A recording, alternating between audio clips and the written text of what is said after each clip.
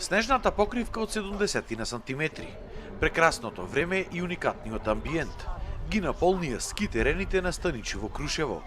Гостите кои ги имаше од цела Македонија уживаа во снежната бајка. Денеска со полна пареја работеа двата ски лифта и жичерницата, под која исто така е уредена патека за скијање. Дојдовме од Скопје да искористиме убавото време. Крушево прекрасно место. Не посетено многу, нажалост. Убаво, преубаво. Крушевчани велат дека сезоната ја спасил последниот снег, кој веќе неколку викенди ги прилекува гостите. Предходно било празно. Стазите си стапкани, картите се намалени да нагласам. Дневната карта е 400 денари, а полудневната е 300 денари. Ке работи, значи, и двата скилифти, и жичарницата, и стапкане стазата под жичарница. Викендов се очекува да бидат исполнети голем дел од сместувачките капацитети. Гостите се презадоволни од тоа што го нуди Крушево, споена прекрасната природа и една урбана средина. Доаѓаме од Демирхисар, често доаѓаме тука, сме сега моментално фамилиарно, терените се прекрасни, Крушево е добро.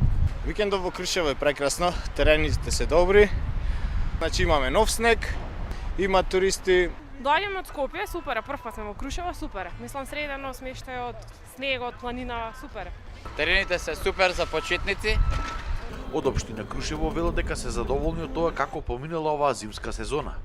А за да привлечат поголем број на туристи, планирале повеќе активности во периодот кој следи.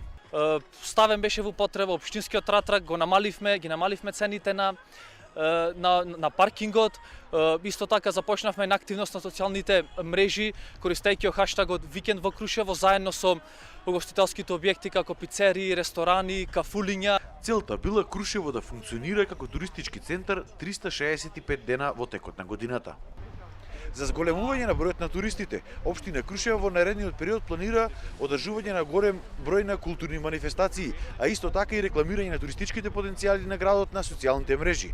Најголемиот број на туристи се очекува да дојдат ова лето во Крушево, кога тука треба да се одржат десетина меѓународни надпревари во параглайдерство. И крушевчани, и гостите се надеваат дека со повеќе инвестиции и заложби од државата, Крушево, полеко но сигурно, ќе се врати на мапата на туристички посети.